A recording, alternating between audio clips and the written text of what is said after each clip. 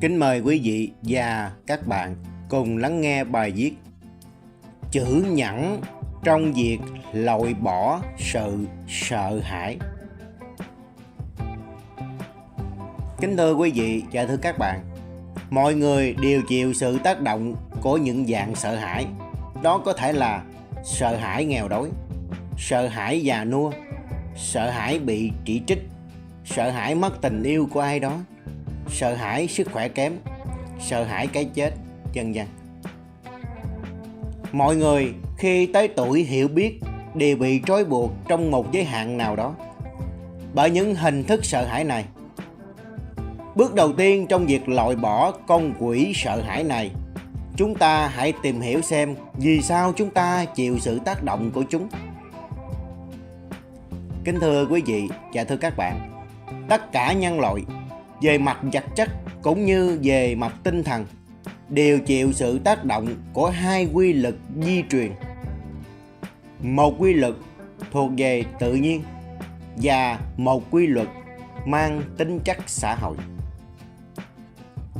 Theo quy luật di truyền tự nhiên, con người tiến hóa chậm chạp từ một sinh vật đơn bào trải qua các thời kỳ phát triển với tất cả các dạng động vật ngày nay trên thế giới, gồm cả động vật đã tuyệt chủng. Trong mỗi thế hệ con người trải qua, anh ta lại có thêm một thứ gì đó nổi bật, những thói quen và vẻ bề ngoài của thế hệ đó. Vì vậy, sự di truyền tự nhiên của chúng ta là một tập hợp không đồng nhất của nhiều thói quen và các hình thức vật chất. Dường như người ta có một chút nghi ngờ rằng các dạng sợ hãi của nhân loại không thể di truyền theo quy luật di truyền tự nhiên. Hơn nữa, nếu có sự di truyền theo quy luật tự nhiên ở đây, thì rõ ràng sự di truyền tự nhiên là nơi trú ngụ lý tưởng để các dạng sợ hãi này hoạt động.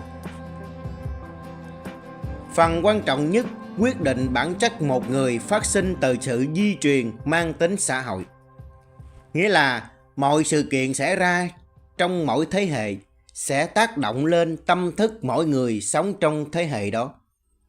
Chẳng hạn, tín ngưỡng, niềm tin, truyền thuyết và những ý tưởng đã chịu ảnh hưởng từ thế hệ trước.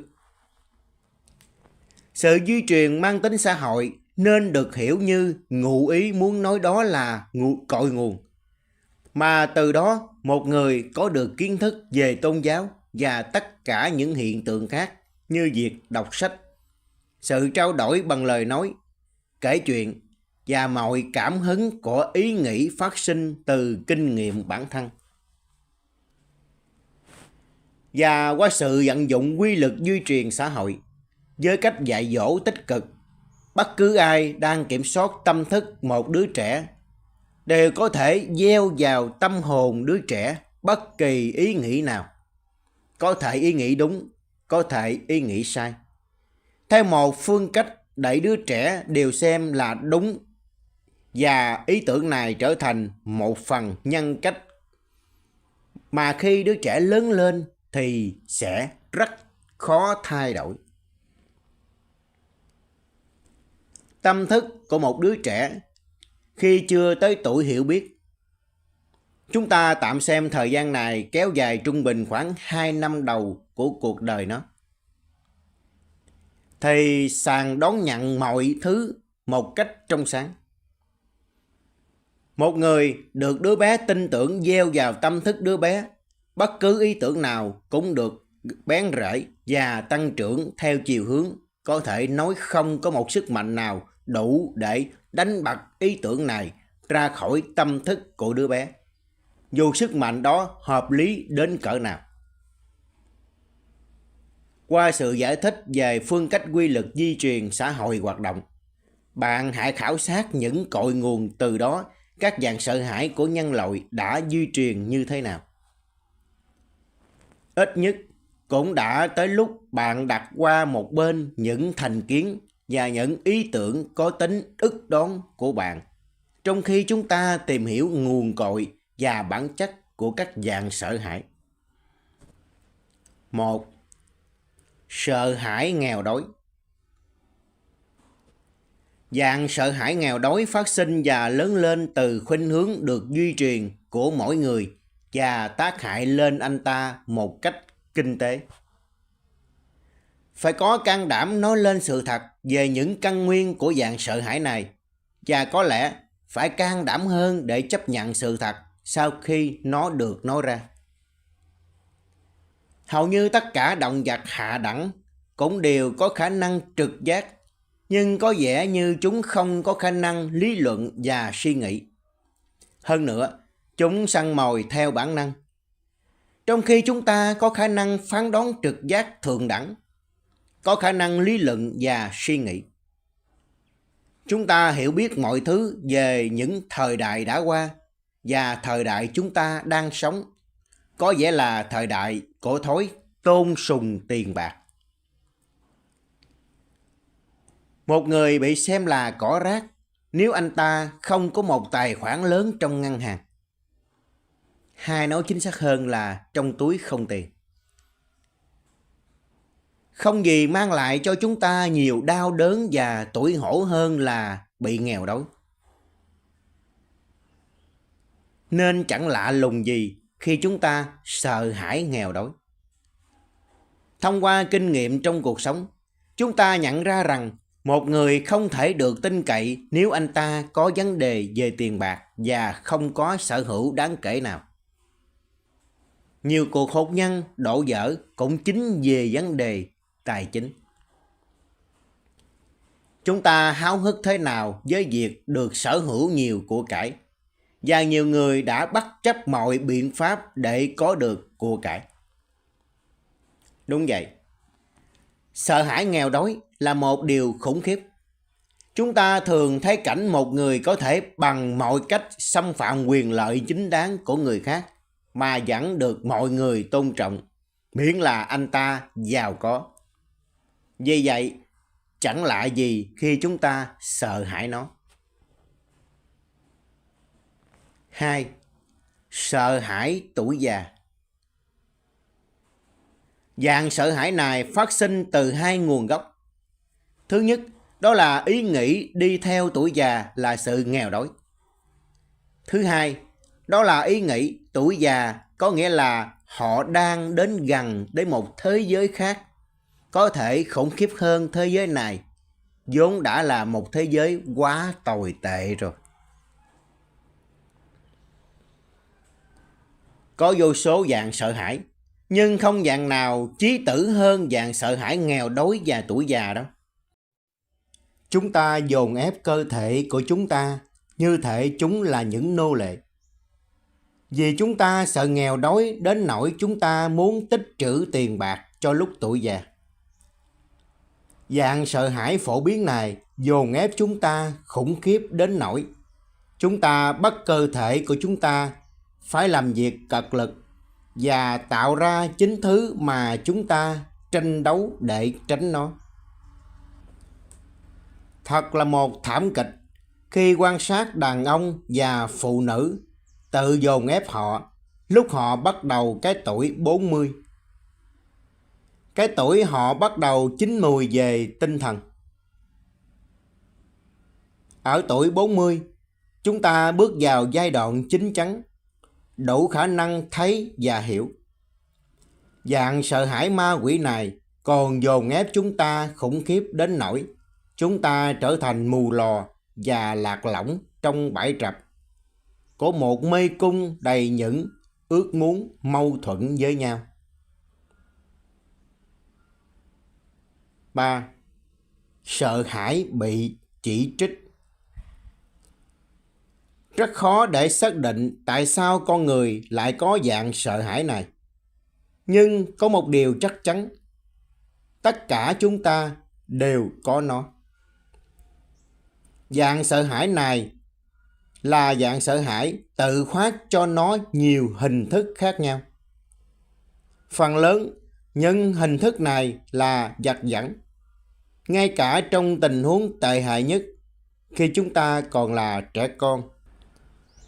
Những người thiết kế thời trang kiếm được rất nhiều tiền vì biết lợi dụng dạng sợ hãi bị chỉ trích này. Ai cũng nhận thấy tùy theo mùa, tùy theo năm, những mẫu mã quần áo, trang sức đều thay đổi từ đầu đến chân, từ trong ra ngoài. Tại sao những người sản xuất hàng hóa thời trang luôn thay đổi mẫu mã? Rõ ràng việc thay đổi này giúp họ có thể bán được nhiều hàng hóa hơn.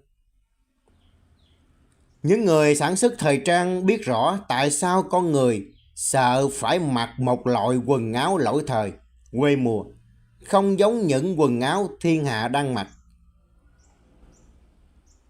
Càng có quyền lợi và địa vị, thì con người càng sợ bị chỉ trích. Sự sợ hãi bị chỉ trích sẽ hủy diệt năng lực tưởng tượng của một người, hạn chế cá tính của người đó, tước đoạt sự tín nhiệm của người khác nơi họ và có thể làm hại họ bằng trăm ngàn cách khác nhau. Cha mẹ thường làm cho con cái họ trở nên trơ lì, không thể sửa đổi để tốt hơn, chỉ vì họ đã làm tổn thương chúng với những chỉ trích. Phải xem như một tội ác đối với bất kỳ cha mẹ nào gây ra trạng thái phức cảm kém cỏi trong tâm thức của một đứa trẻ, dẫn tới tình trạng thần kinh không bình thường với những chỉ trích không cần thiết.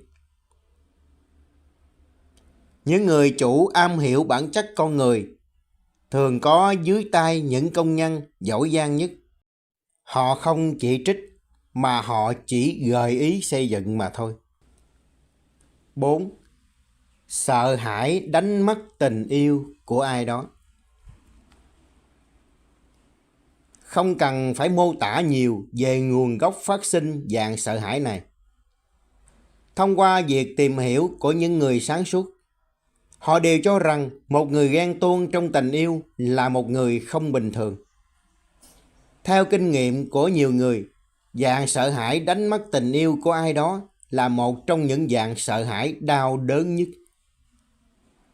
Rất có lý khi nói thêm rằng dạng sợ hãi này tàn phá tâm thức con người hơn bất kỳ dạng sợ hãi nào khác, và nó thường dẫn tới những bệnh tâm thần dai dẳng. Dạng sợ hãi này làm cho các nhà thương đầy ắp những bệnh nhân tâm thần do ghen tuông, vì ghen tuông chính là một dạng bệnh tâm thần. Nó còn làm cho các tòa án trở nên bận rộn với những vụ sát nhân và những hình thức trừng phạt độc ác khác.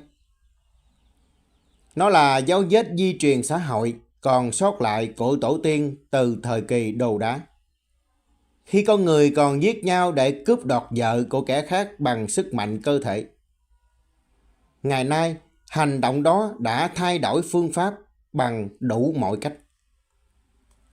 Thay vì dùng sức mạnh cơ bắp, con người hiện đại cướp đoạt bạn tình của người khác bằng những quần áo lòe loẹt, bằng những chiếc xe lộng lẫy, bằng những chai rượu, bằng việc trốn thuế, bằng những thứ trang sức đắt tiền, bằng những viên đá quý lấp lánh, bằng những xấp đô la chày cộm và bằng những ngôi nhà đồ sộ. 5. Sợ hãi sức khỏe kém. Dạng sợ hãi này có nguồn gốc cũng rất đáng quan tâm. Tương tự những căn nguyên làm phát sinh dạng sợ hãi nghèo đói và dạng sợ hãi già nua, dạng sợ hãi sức khỏe kém có liên quan mật thiết với hai dạng kia, vì nó cũng dẫn tới ranh giới những thế giới khủng khiếp mà con người biết rất ít về chúng. Nhưng đó chính là những nơi gây ra lắm chuyện rắc rối. Những người chọn việc kinh doanh bằng cách bán ra những phương pháp tạo sức khỏe tốt đều rất hiểu, rất rõ về vai trò quan trọng của dạng sợ hãi sức khỏe kém trong tâm thức nhân loại. 6. Sợ hãi cái chết. Đối với nhiều người thì đây là dạng sợ hãi thảm hại nhất. Sự khủng khiếp của sợ hãi liên quan tới cái chết có thể do cuồng tín về tôn giáo. Đây là căn nguyên chịu trách nhiệm lớn nhất hơn tất cả những căn nguyên khác gộp lại. Kính thưa quý vị và thưa các bạn, hàng ngàn năm nay nhân loại đã đặt những câu hỏi mà không có câu trả lời. Đó chính là sự sống bắt nguồn từ đâu và sẽ đến đâu? Tôi từ đâu đến và tôi sẽ đi về đâu sau khi chết? Càng xảo quyệt và trí trá hơn, cũng như những người thật thà nhưng cả tin. Đối với hạng người nhanh chóng trả lời cho những câu hỏi này, thực ra việc trả lời cho những câu hỏi này đã trở thành một trong những nghề nghiệp có chuyên môn cao. Bất chấp sự kiện, chỉ cần học chút đỉnh cũng đủ để hành nghề. Thật ra thì những người này không có tư cách dẫn dắt bất cứ ai an toàn vào thiên quốc. Cũng không có quyền hạn nào có thể khiến một người nào đó đi xuống địa ngục được. Sự thật là không ai biết. Và không ai đã từng biết thiên quốc hay địa ngục như thế nào. Hoặc có những nơi như thế hay không? Tình trạng quá thiếu hiểu biết sẽ mở cánh cửa tâm hồn để những tay lừa đảo xâm nhập và kiểm soát tâm hồn đó với số vốn liếng học thức biệt bợm và vô số nhãn hiệu lọc lừa và thủ đoạn gian xảo của hắn. Nhưng sự thật là không ai biết và chưa hề có ai biết chúng ta từ đâu đến lúc sinh ra, hoặc chúng ta sẽ đi về đâu lúc chúng ta chết. Bất cứ người nào tuyên bố khác thì hoặc là hắn tự đánh lừa, hoặc hắn là kẻ lừa đảo một cách có ý thức. Hắn lừa đảo để kiếm sống, nhưng chẳng chịu làm gì có ích cho nhân loại, mà chỉ đi săn những con mồi cả tin. Tuy nhiên, phải nói rằng vì quyền lợi của chính hắn, đa số những tay lừa bịp này cũng tự lừa bịp chính mình. Hắn thật sự tin, không những tin rằng mình biết thiên quốc ở đâu, mà còn tin rằng những tín điều và phương pháp của họ sẽ soi đường cho tất cả những ai theo họ. Kính thưa quý vị và thưa các bạn, chúng ta vừa tìm hiểu xong 6 sự sợ hãi của con người.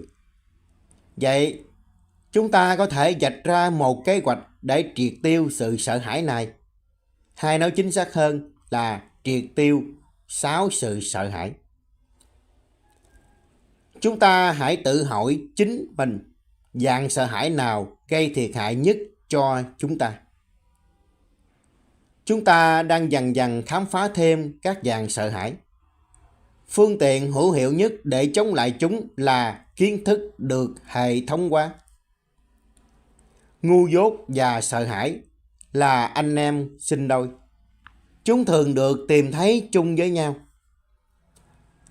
Qua quy luật di truyền xã hội, sự thiếu hiểu biết và thói mê tín dị đoan của quá khứ đã di truyền đến chúng ta. Nhưng chúng ta đang sống trong một thời đại tân tiến. Về mọi mặt, bạn có thể thấy bằng chứng là mọi hậu quả đều có nguyên nhân tự nhiên của nó.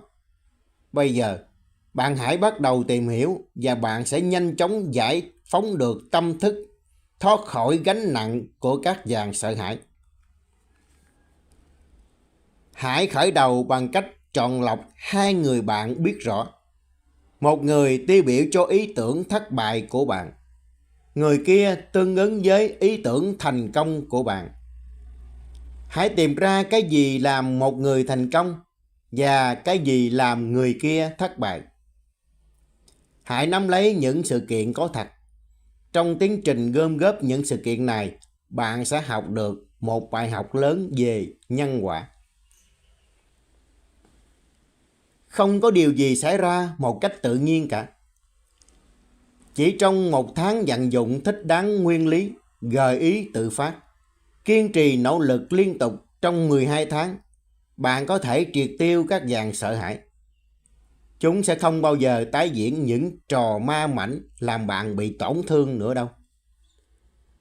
Ngày mai bạn sẽ giống hệt những ý nghĩ mà bạn hằng trân trọng giữ gìn trong tâm thức hôm nay.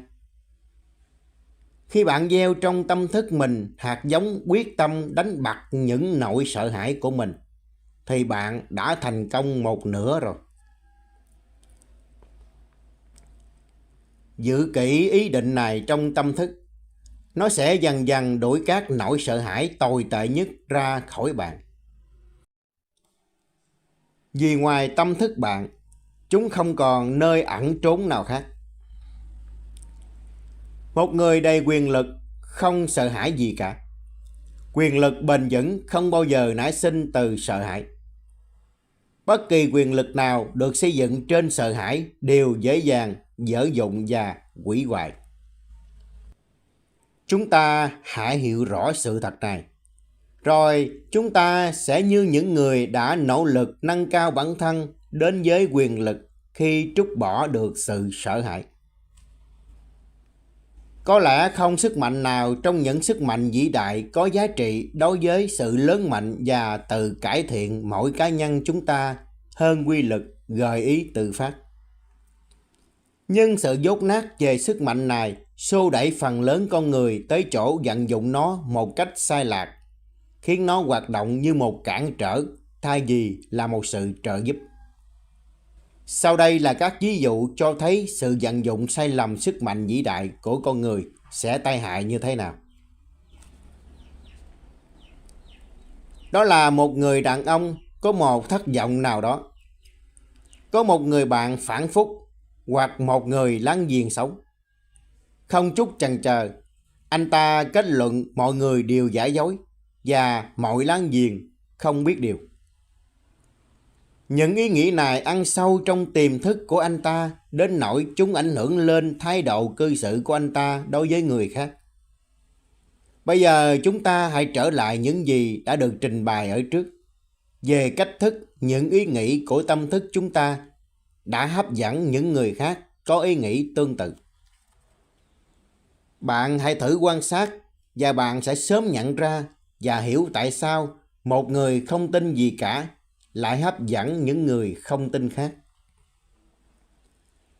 Cũng tương tự, đó là một người phụ nữ không thấy gì ngoài điều tốt nhất trong số tất cả những người mà bà quen biết.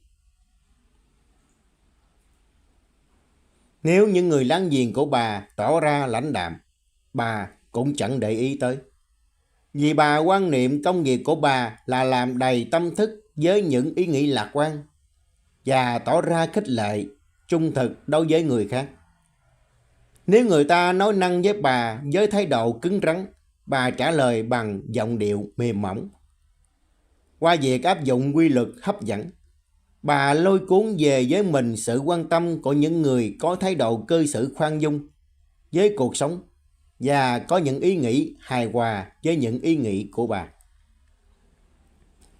Một trường hợp khác của quy luật hấp dẫn, đó là bà sinh ra trong một gia đình nghèo khó. Từ ngày đầu tiên khi bà có thể nhớ, bà đã chứng kiến sự nghèo đói. Bà đã cảm nhận bàn tay lạnh lẽo của sự nghèo đói đè lên đôi vai của mình. Và điều đó ám ảnh bà đến nỗi bà gắn chặt nó vào tâm thức, như một lời thề độc địa mà bà phải phục tùng. Hoàn toàn không ý thức, bà cho phép mình tin tưởng đã nghèo thì sẽ nghèo mãi, cho tới khi niềm tin đó trở thành lý tưởng thống trị trong tâm thức của bà. Bà giống như một con ngựa bị thuần hóa. Bà quên mất nó có một quyền lực tiềm ẩn. Và với quyền lực này, nó hoàn toàn có thể ném tung bộ dây cương đã trói buộc nó. Ý nghĩ này nhanh chóng đẩy lùi bà về phía sau sân khấu cuộc sống. Sau cùng, bà trở thành một kẻ rũ bỏ mọi khát vọng. Cơ hội không đến với bà nữa. Hoặc nếu có, bà cũng không còn khả năng nhìn thấy nó. Bà đã chấp nhận định mệnh của mình rồi. Khả năng tâm thức giống như tay chân của cơ thể sẽ teo lại và khô héo nếu chúng không được dùng đến. Sự tin tưởng cũng không có ngoại lệ. Nó phát triển khi được sử dụng và biến mất khi không được dùng đến. Một trong những bất lợi cốt lõi nhất của việc được thừa hưởng sự giàu có là điều này thường dẫn tới cảnh ăn không ngồi rồi và đánh mất lòng tự tin. Vài năm trước, một bé trai chào đời trong một gia đình giàu có. Người ta bảo rằng đứa bé được thừa hưởng một tài sản khoảng 100 triệu đô la. Khi đứa bé được mang ra tắm nắng trong chiếc xe nôi, nó được vây quanh bởi một đoàn y tá, những thám tử bảo vệ và những người hầu có bổn phận canh chừng không để cho đứa bé bị hại. Sự cảnh giác kéo dài từ năm này sang năm khác. Đứa bé không phải tự mình mặc quần áo, vì đã có những người hầu lo công việc này rồi. Những người hầu trông chừng cho nó lúc ngủ và cả lúc nó chơi đùa. Nó không được phép làm bất cứ công việc gì mà một người hầu có thể làm cho nó. Rồi cũng tới lúc nó được 10 tuổi. Một hôm, lúc đang chơi đùa trong sân, nó nhận ra cánh cổng sau giường vẫn bỏ ngỏ. Cho tới tuổi này, chưa bao giờ nó phải ra khỏi cánh cổng đó một mình. Và tất nhiên, đó là ước muốn luôn thôi thúc nó. Trong một khoảnh khắc, khi đám người hầu không để ý, nó lén thoát ra ngoài cánh cửa, rồi chạy ra phố. Và cuối cùng bị một chiếc xe đụng chết trước khi nó tới giữa con đường. Đứa bé đã dùng những con mắt của đám người hầu cho đến khi đôi mắt của nó không phục vụ chính nó. Thay vì chúng phải làm công việc đó, nếu nó được học và biết cách dựa vào đôi mắt của chính mình thì nó sẽ không bao giờ bị chiếc xe đụng chết. Không phải tất cả con trai của những người giàu đều trở nên bất hạnh như thế. Nhưng những sự việc trên đã chứng tỏ sự ăn không ngờ rồi thường dẫn đến sự xói mòn, và đến lượt nó, sự xói mòn sẽ dẫn đến việc đánh mất lòng tự tin và khát vọng. Mà nếu không có những phẩm chất cao quý này, một người sẽ bay qua cuộc sống với đôi cánh mỏng manh không định hướng. Khác gì là chiếc kha lá khô, lạc lõng, quay cuồng đây đó trước khi những cơn gió lốc của cuộc đời thổi đến. Thay vì tạo ra rủi ro và bất hạnh, sự phấn đấu đem lại ưu thế chắc chắn, vì nó đánh thức những phẩm chất tự tin và khát vọng đang ngủ yên trong tâm thức. Mà nếu không có phấn đấu, những phẩm chất này sẽ vĩnh viễn ngủ yên. Không ít người đã tìm ra vị trí của mình trong cuộc sống vì đã nỗ lực phấn đấu để tồn tại, để hiện hữu. Những thanh niên nhàn hạ thường bị bất lợi hơn những thanh niên bình thường trong việc mưu sinh. Có những điều còn tệ hơn trong thế giới này so với việc bị buộc phải làm việc để kiếm sống khi còn nhỏ tuổi. Sự nhàn hạ bắt buộc lại còn tệ hơn sự lao động bắt buộc. Bị ép làm việc và bị buộc phải làm điều tốt nhất cho bạn sẽ nuôi dưỡng trong bạn sự tiết chế, sự tự kiểm soát, sức mạnh của khát vọng và hàng trăm đức tính khác mà kẻ nhàn rỗi không bao giờ biết được. Thiếu phấn đấu không chỉ dẫn tới sự suy yếu khát vọng và quyền lực của ý chí, mà còn dẫn tới thái độ ù lì nguy hiểm hơn. Nó hình thành trong tâm thức con người một trạng thái ngủ liệm, dẫn tới việc đánh mất lòng tin, đánh mất lòng tự tin của chính mình. Người nào rời bỏ sự phấn đấu vì không có sự cần thiết phải nỗ lực, thì anh ta đang làm thui chột quyền lực tự tin của chính mình. Tâm thức nhân loại có thể tích cực mà cũng có thể tiêu cực. Tự tin là một phẩm chất. Với nó, tâm thức trở nên tích cực hơn. Chúng ta hãy vận dụng phạm trù lý luận này vào việc kinh doanh và xem sự tự tin đóng vai trò nào trong lĩnh vực rộng lớn của nỗ lực.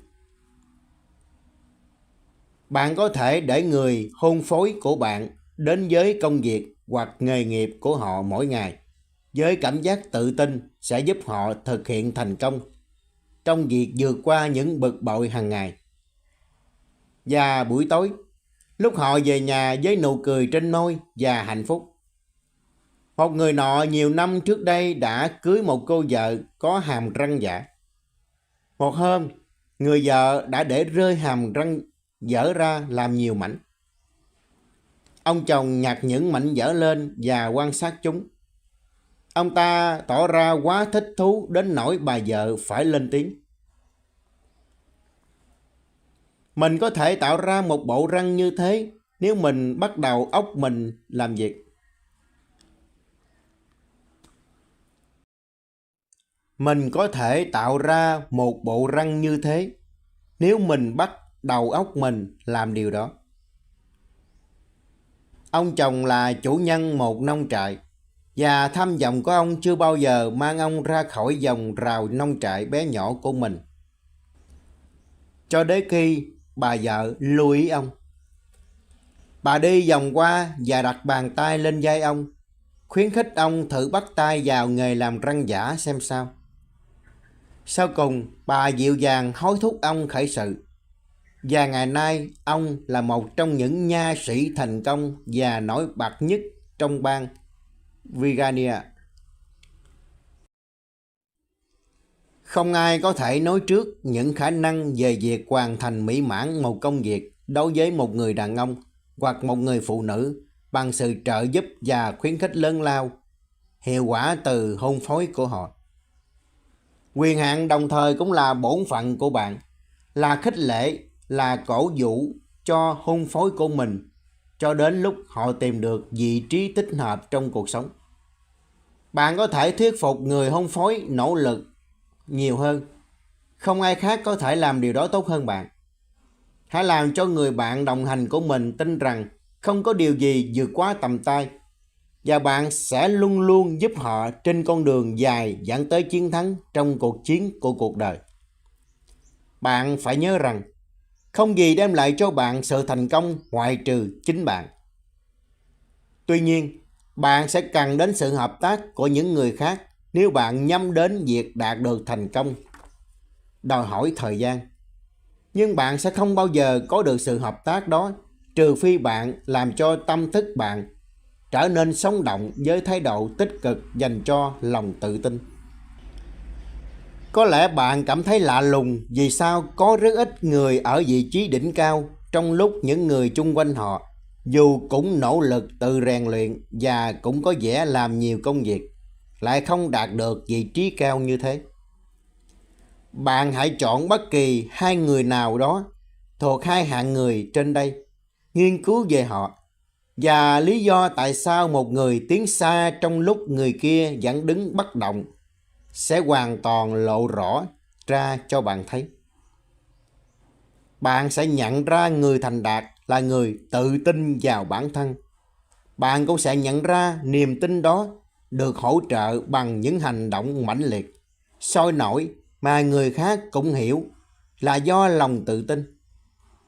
Bạn cũng sẽ thấy rằng lòng tự tin một cách kiên nhẫn sẽ có tính cách lây lan, thúc ép và hấp dẫn người khác.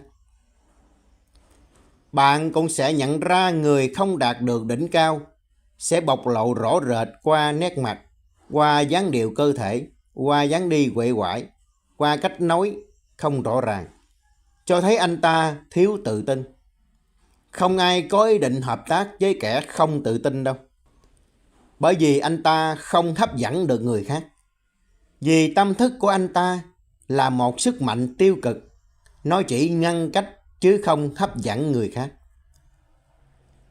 Không có một nỗ lực kiên nhẫn nào mà thiếu lòng tự tin được.